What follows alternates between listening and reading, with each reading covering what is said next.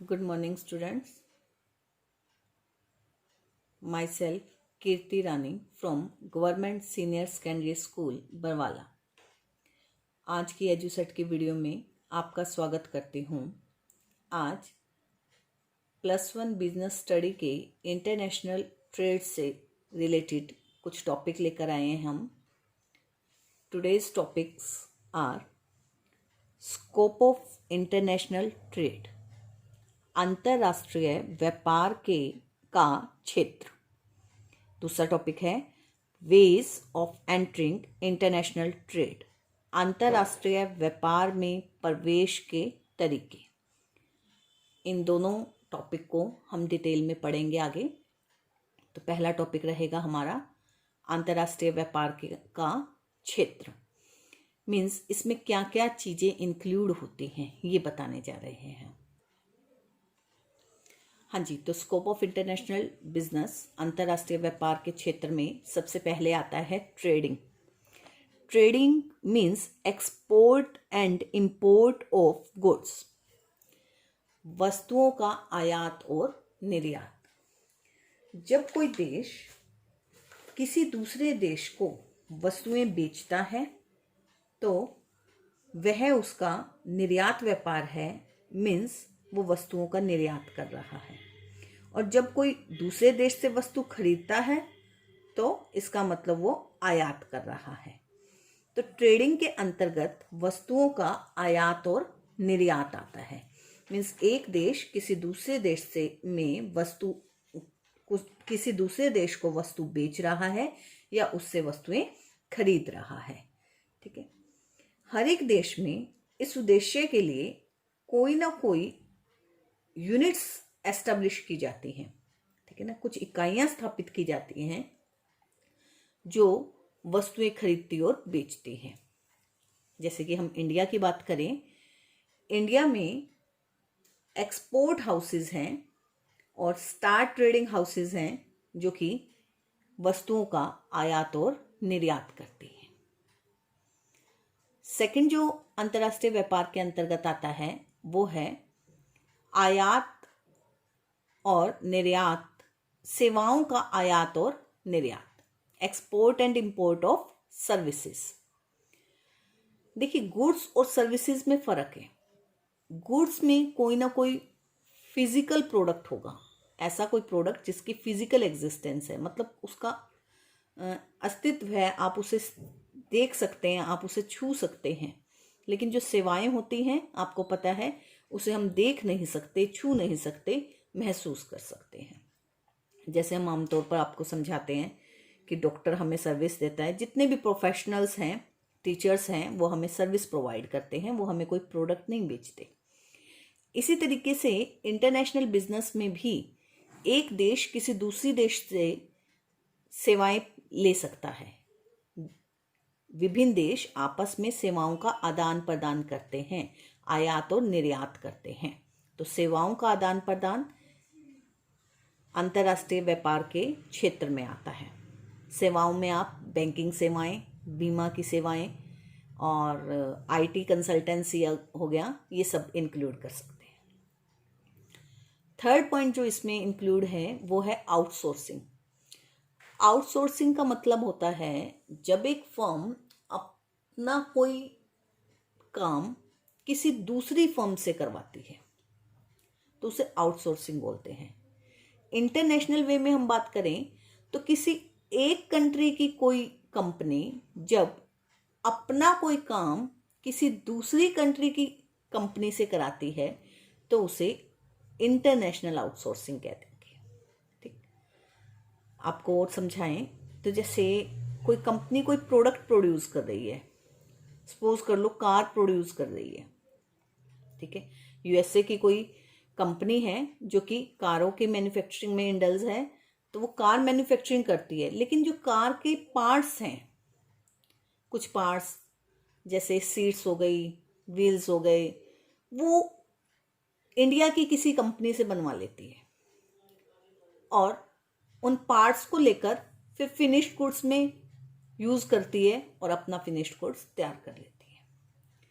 कई बार कुछ कंपनी पूरा का पूरा प्रोडक्ट भी क्या करते हैं, दूसरी कंट्री से बनवा लेते हैं और फिर अपने ब्रांड नेम के अंडर सेल कर देते हैं।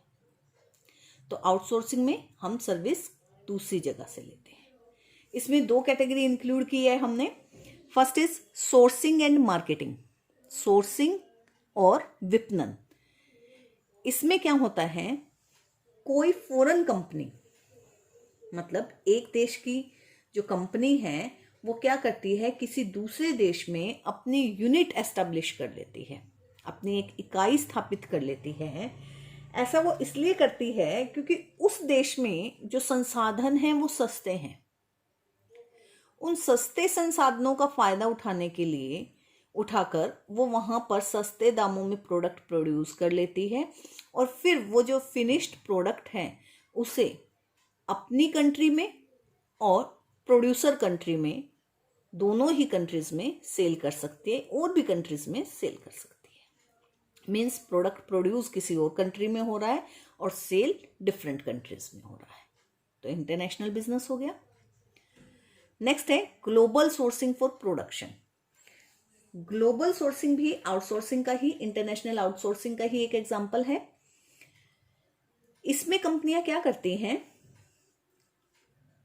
कंपनियां वस्तु का उत्पादन तो अपने देश में करते हैं, लेकिन उसमें यूज होने वाला जो रॉ मटेरियल है वो डिफरेंट कंट्रीज से परचेज कर लेती हैं।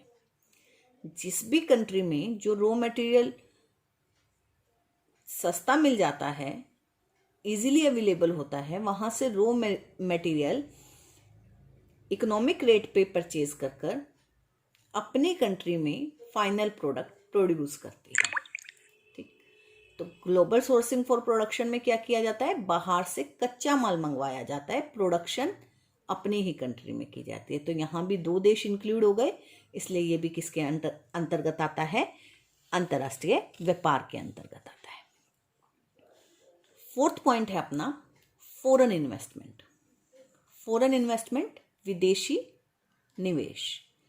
विदेशी निवेश को भी 2 हिस्सों में बांट सकते हैं हम, एफडीआई फॉरेन डायरेक्ट इन्वेस्टमेंट और सेकंड है portfolio investment. Foreign direct investment क्या है, इसके अंतर्गत कोई विदेशी निवेशक किसी दूसरे देश में निवेश करता है। निवेश का मतलब है वो वहां पर अपनी कंपनी एस्टेब्लिश करता है, जैसे एमएनसीज होती हैं। ठीक है, एमएनसीज जो होती है मल्टीनेशनल कंपनीज, वो किसी दूसरी कंट्री की होती हैं और एस्टेब्लिश किसी और कंट्री में की जाती है। ठीक है, अब वहां पे कंपनी एस्टेब्लिश कर रहा है, पूरी मैनेजमेंट कंट्रोल किसका होगा, फॉरेन कंट्री का होगा। ठीक है, तो फॉरेन डायरेक्ट इन्वेस्टमेंट। और दूसरा तरीका है पोर्टफोलियो इन्वेस्टमेंट। पोर्टफोलियो इन्वेस्टमेंट में क्या होता है, जो कंपनी एस्टेब्लिश होती है वो उसी कंट्री की होती है। हम एग्जांपल से समझें तो इंडिया में ऑलरेडी जो एग्जिस्टिंग कंपनीज हैं, कोई भी लगा लो, रिलायंस है, टाटा है, और बहुत बड़ी बड़ी कंपनीज हैं। जब कोई फॉरेन इन्वेस्टर उन कंपनीज की शेयर, डिबेंचर, कोई भी सिक्योरिटी परचेज करता है, ठीक है, तो वो क्या कहलाएगा, उसका पोर्टफोलियो इन्वेस्टमेंट। पोर्टफोलियो इन्वेस्टमेंट करने से फॉरेन इन्वेस्टर का कोई भी कंट्रोल हमारी कंपनी पे नहीं होगा। ठीक है, मैनेजमेंट और कंट्रोल इंडियंस की रहेगी, इन्वेस्टमेंट फॉरेनर्स भी कर सकते हैं। ठीक, तो ये 2 तरीके हैं फॉरेन इन्वेस्टमेंट के। ये भी किसके अंतर्गत आते हैं, अंतरराष्ट्रीय व्यापार के क्षेत्र के अंतर्गत आते हैं। तो 4 पॉइंट किए हमने अंतरराष्ट्रीय व्यापार के क्षेत्र में। Number 1 export and import of goods, जिसे हमने ट्रेडिंग कहा। दूसरा export and import of services. तीसरा इंटरनेशनल आउटसोर्सिंग और चौथा फॉरेन इन्वेस्टमेंट।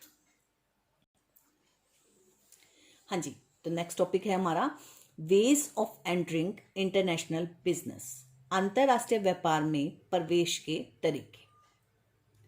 अंतरराष्ट्रीय व्यापार में प्रवेश के 5 तरीके हैं। Number 1 contract manufacturing, number 2 licensing, number 3 franchisee, number 4 joint venture, number 5, setting up wholly owned subsidiaries. हाँ जी, तो इन सबको बारी बारी से हम डिटेल में पढ़ रहे हैं। तो पहला हमारा टॉपिक है कॉन्ट्रैक्ट मैन्युफैक्चरिंग। कॉन्ट्रैक्ट मैन्युफैक्चरिंग में क्या रहता है, देखिए, company of a country takes the responsibility of marketing of the product and services produced by company of another country specialized in production. यहाँ एक देश की कंपनी किसी दूसरी देश की कंपनी जो कि उत्पादन में विशेषज्ञ है उसकी प्रोडक्ट और सर्विसेज के विपणन की जिम्मेदारी लेती है। मीन्स क्या हुआ, देखिए ध्यान से, यहाँ 2 कंपनियां इंक्लूड हो गई। यहाँ पर 2 कंपनियां हैं। हमने सपोज कर लिया एक कंपनी है ABC, ठीक है, इंडिया की, और दूसरी कंपनी है XYZ कंपनी, जापान की। ठीक, अब ये जो ABC कंपनी है इंडिया की, ये क्या करे, ये प्रोडक्शन कर रही है, ठीक है। जापान की XYZ कंपनी ने इंडिया की एक कंपनी ABC कंपनी को एक कॉन्ट्रैक्ट दे दिया, उसके साथ एक एग्रीमेंट कर लिया कि आप हमारे लिए हमारा प्रोडक्ट प्रोड्यूस करेंगे under the technical know how provided by the foreign company. ध्यान से समझना, जापान की कंपनी ने कॉन्ट्रैक्ट दिया ABC कंपनी को कि आप हमारे लिए हमारा प्रोडक्ट बनाएं, जिस प्रोडक्ट को बनाने के लिए जो टेक्निकल नॉलेज है, तकनीकी ज्ञान है, वो हम देंगे। उस प्रोडक्ट को प्रोड्यूस करने का दिमाग, फॉर्मूला, ठीक है, तकनीक, वो हम देंगे आपको। हमारी तकनीक के अनुसार आप प्रोडक्ट को बनाइए, और वो प्रोडक्ट फिर क्या करेंगे, जापान वाले उनसे परचेज कर लेंगे और अपनी कंपनी के नाम के से बेचेंगे, ब्रांड नेम में, ठीक है, अपनी कंपनी के ब्रांड नेम में के अंडर सेल करेंगे। मीन्स फिनिश्ड गुड्स प्रोड्यूस तो हुआ इंडिया में, लेकिन प्रोड्यूस होने के बाद सप्लाई किसको कर दिया गया, जापान को। अब जापानीज कंपनी उस पर अपना ब्रांड नेम लगाएगी और फिर उसे डिफरेंट कंट्रीज में सेल कर देगी। देखिए, आप इसको और भी अच्छे एग्जांपल से समझ सकते हैं। इसको समझने के लिए एक और एग्जांपल ले लीजिए। आपने इंटरनेशनल कंट्रीज की कुछ मेजर कंपनी सुनी होंगी, ब्रांड नेम सुने होंगे, रिबॉक, नाइकी, रिबॉक, एडिडास। ये जो ब्रांड नेम है हमारे, ये क्या करते हैं, ये एक लोकल प्रोड्यूसर को कॉन्ट्रैक्ट दे देते हैं, ठीक है। टेक्नोलॉजी यही देंगी कंपनीज, ठीक, टेक्निकल नॉलेज प्रोवाइड करेंगी और टेक्निकल नॉलेज के अंडर प्रोडक्ट प्रोड्यूस करवाएंगी किसी लोकल मैन्युफैक्चरर से। लोकल मैन्युफैक्चरर से प्रोड्यूस करवाने के बाद उसके ऊपर अपना ब्रांड नेम लगा देंगी और फिर उसे उस कंट्री में भी, प्रोड्यूसर की कंट्री में भी, और फिर डिफरेंट कंट्रीज में अपने ब्रांड नेम से सेल करेंगी, ठीक। तो इसमें बेनिफिट क्या है, देखिए, कंपनी को तो बेनिफिट है, उसे अलग अलग कंट्री में अपनी प्रोडक्शन यूनिट नहीं एस्टेब्लिश करनी पड़ती, ठीक। और जो प्रोड्यूसर कंपनी है उसे क्या है, उसे बेनिफिट है कि उसे इतना बड़ा कॉन्ट्रैक्ट मिल जाता है, लार्ज स्केल पर वो प्रोडक्शन कर लेता है, टेक्निकल नो हाउ भी मिल जाती है, क्वालिटी का स्टैंडर्ड हाई हो जाता है, ठीक है ना। और वो प्रोडक्ट चाहे तो वो खुद भी अपनी मार्केट में बेच सकता है, लेकिन बेचेगा फॉरेन कंपनी के ब्रांड नेम के अंडर, ठीक है। तो उससे वो भी अच्छे प्रॉफिट अर्न कर सकता है। नेक्स्ट है आपका लाइसेंसिंग। लाइसेंसिंग सेकंड वे है इंटरनेशनल मार्केट में एंट्री करने का। लाइसेंसिंग क्या है, देखिए, a company of one nation gives permission to the company of some other nation to use its name, patent, trademark, technology, copyright, marketing skill, etcetera, ठीक है। एक देश की कंपनी क्या कर रही है, दूसरे देश की कंपनी को परमिशन दे रही है कि वो उसका नाम, पेटेंट, ट्रेडमार्क, टेक्नोलॉजी वगैरह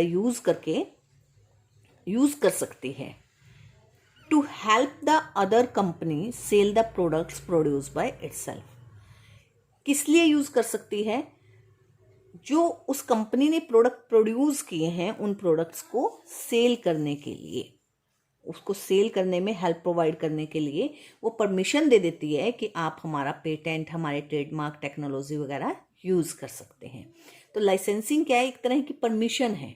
लाइसेंसिंग क्या है? एक तरह की परमिशन है जो एक देश की कंपनी किसी दूसरे देश की कंपनी को प्रोवाइड कर रही है। Who gives the licence? जो लाइसेंस दे रहा है वो कौन है? Licensor. Who gives the licence? Licence देने वाले को क्या कहेंगे? Licensor. Who takes the licence? Licence लेने वाले को क्या कहेंगे? लाइसेंसी। लाइसेंस देने वाले को लाइसेंसर और लाइसेंस लेने वाले को लाइसेंसी कहा जाता है।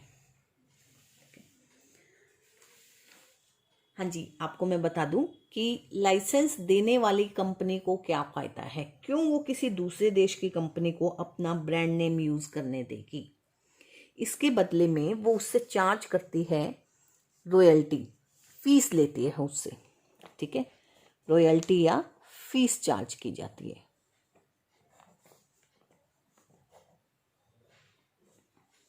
ठीक, रॉयल्टी या फीस चार्ज की जाती है उससे। ठीक, और लाइसेंसी को क्या बेनिफिट है?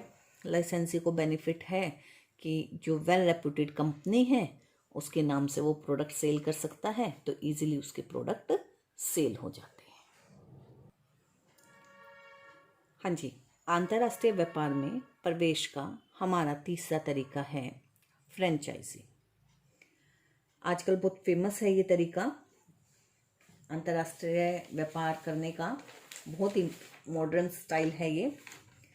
इसमें क्या किया जाता है? Franchisee is that special right which is given by a producer to a particular individual or group to start the business at a particular place being done by the producer। हाँ जी, ये कह रहा है कि एक अधिकार दे दिया जाता है, एक विशेष तरह का अधिकार है फ्रेंचाइजी। उसके अंतर्गत क्या किया जाता है?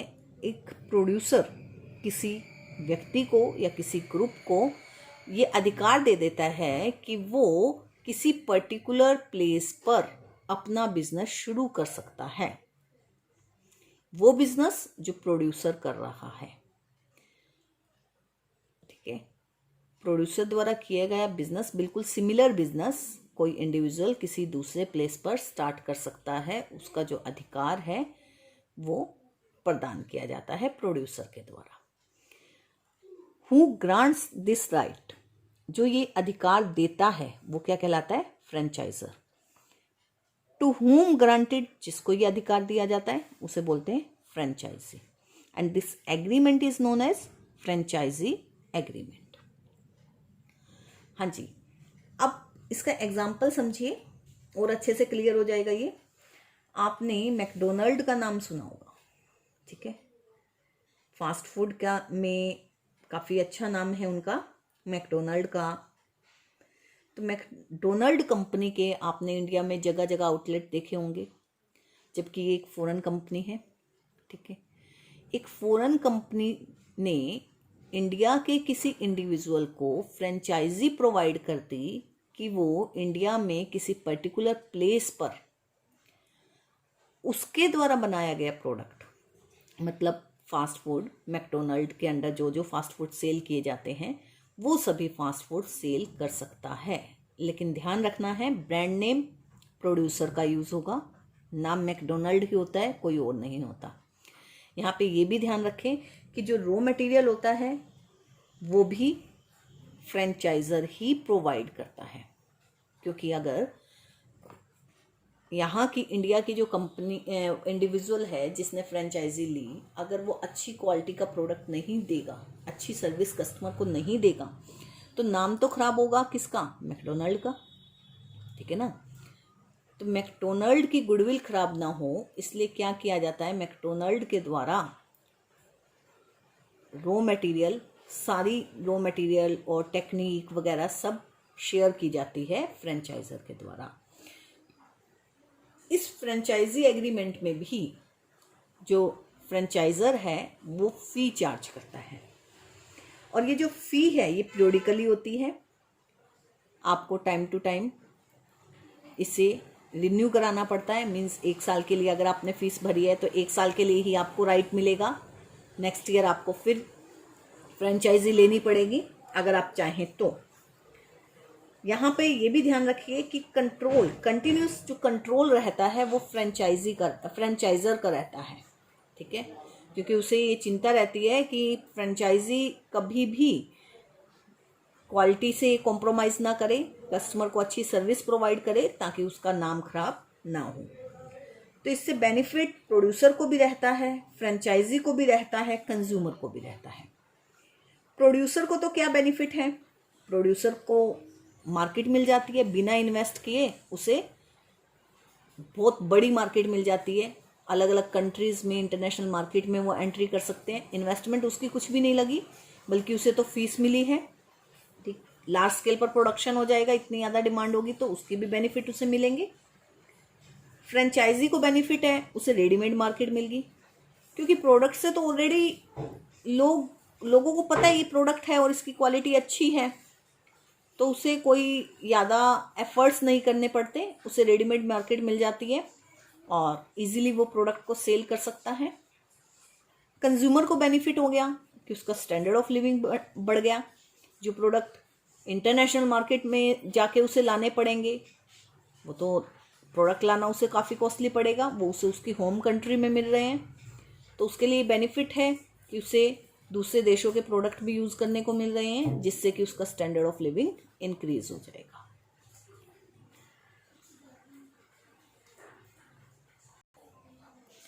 हाँ जी, 4th पॉइंट है ज्वाइंट वेंचर, संयुक्त साहस। इसमें क्या रहता है, when 2 business enterprises agree to join together to establish a new enterprises for mutual gains and for a common objectives is known as joint venture। ठीक है, जब 2 कंपनियां आपस में जुड़ जाती हैं, किस लिए, कोई ना कोई उनका कॉमन ऑब्जेक्टिव होगा और कुछ म्यूचुअल गेन्स बेनिफिट्स लेने के लिए जब 2 व्यक्ति 2 कंपनीज जुड़ जाती हैं तो उसे बोला जाता है ज्वाइंट वेंचर। अब ये इंटरनेशनल मार्केट में एंटर करने का कैसे वे हो गया, देखिए ये जो 2 एंटरप्राइजेज होंगी, एक प्राइवेट कंपनी हो सकती है, एक गवर्नमेंट कंपनी हो सकती है, एक फॉरेन कंपनी हो सकती है। तो इंटरनेशनल मार्केट की जब हम बात कर रहे हैं, इंटरनेशनल बिजनेस की बात कर रहे हैं, तो मस्ट भी एक फॉरेन कंपनी होगी और एक डोमेस्टिक कंपनी होगी, घरेलू कंपनी होगी। ठीक है, तो 2 कंपनी मिलेंगी। अब ये 2 कंपनी क्या करेंगी, मान लीजिए एक कंपनी अपनी यूएसए की है और एक कंपनी है इंडिया की। ठीक है,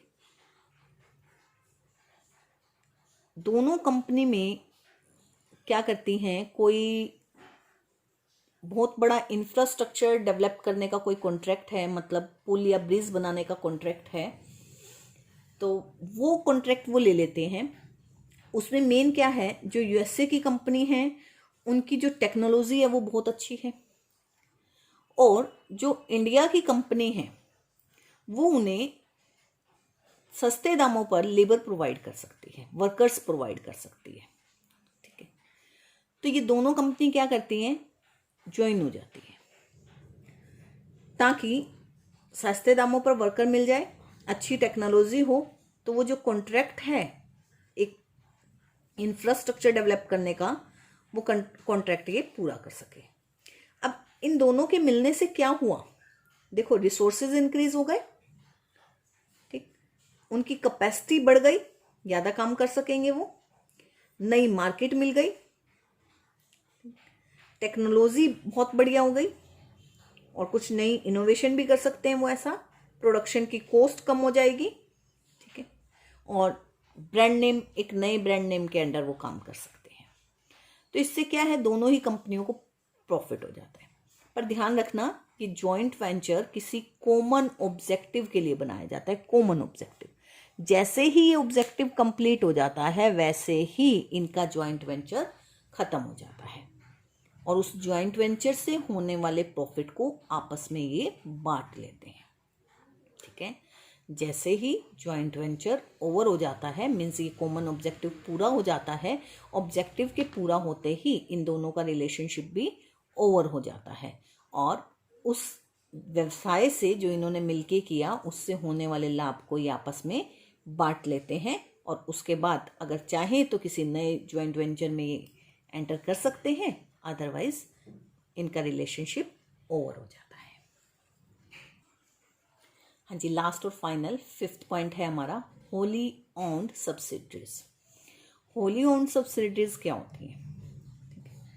होली ओन्ड सब्सिडरीज का मतलब है पूर्ण स्वामित्व वाली सहायक कंपनियां।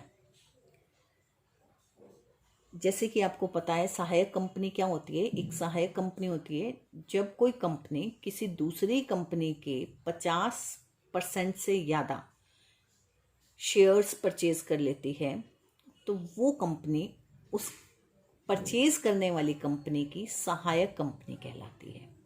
लेकिन यहाँ हमने कहा होली ओन्ड। होली ओन्ड का मतलब है पूरा स्वामित्व, पूर्ण स्वामित्व। पूर्ण स्वामित्व का मतलब है कि 100% शेयर परचेज कर ले। ठीक है, तो इंटरनेशनल बिजनेस की हम बात कर रहे हैं तो इंटरनेशनल बिजनेस में क्या होगा, उसमें एक फॉरेन कंपनी किसी दूसरे देश की कंपनी के 100% इक्विटी शेयर परचेज कर लेगी। देखिए, this entry mode of international business is preferred by company which wants to exercise full control over their overseas operations। बहुत बढ़िया तरीका है ये इंटरनेशनल बिजनेस में एंट्री करने का। और ज़्यादातर वो कंपनियां ये मेथड अडॉप्ट करती हैं जो चाहती हैं कि दूसरे देश में जो भी जिस कंपनी में ये इन्वेस्ट कर रही हैं या जो जहाँ भी इन्वेस्ट कर रही हैं वहाँ पे पूरा कंट्रोल, वहाँ का जो उस कंपनी का जो काम है, मैनेजमेंट है, काम किस तरीके से किया जा रहा है, उस पर 100% कंट्रोल इनका हो। तो वो फिर अंतर्राष्ट्रीय व्यापार का ये वाला मेथड, अंतर्राष्ट्रीय व्यापार में प्रवेश का ये वाला मेथड यूज़ करते हैं। वो क्या करेंगी, वो उस कंपनी के 100% शेयर परचेज कर लेंगी। कौन से शेयर? Equity share. देखिए, the parent company acquires full control over the foreign company by making 100% investment in its company। Parent company हम किसको कह रहे हैं? जिसने 100% शेयर परचेज किए हैं। अगर आप एक फ्रांस की कंपनी मानते हैं, एक फ्रांस की मान लीजिए, एक इंडिया की मान लीजिए। इंडिया की किसी कंपनी में फ्रांस की कंपनी इन्वेस्ट करना चाहती है और वो चाहती है कि पूरा कंट्रोल उसका हो, तो वो इंडिया की कंपनी के 100% इक्विटी शेयर क्या कर लेगी? परचेज कर लेगी। तो फ्रांस वाली कंपनी पेरेंट कंपनी कहलाएगी और जो हमारी इंडिया की कंपनी है वो उसकी सब्सिडी कंपनी कहलाएगी, होली ओन्ड सब्सिडरी कंपनी कहलाएगी, पूर्ण स्वामित्व वाली। ठीक है, तो ये भी अंतर्राष्ट्रीय व्यापार में प्रवेश का एक अच्छा तरीका है। ऐसे करने से क्या होता है, उत्पादन पर, प्रोडक्शन पर, क्वालिटी पर कंप्लीट कंट्रोल फॉरेन कंपनी का रहता है और जो उसे लोकल मार्केट में काम करने वाले मिल जाते हैं, लोकल मार्केट की नॉलेज भी मिल जाती है उसे, तो उसे वहाँ पे प्रोडक्शन में भी ज़्यादा दिक्कत नहीं होती। तो इस तरीके से पाँच पॉइंट पढ़े हमने। 5 पॉइंट कौन कौन से पढ़े हमने? Contract manufacturing, licensing, franchisee, joint venture and wholly owned subsidies. ये 5 मेथड थे जिनके द्वारा हम अंतर्राष्ट्रीय व्यापार में प्रवेश कर सकते हैं। उम्मीद करती हूँ कि आप सबको समझ आ गया होगा। Thank you very much.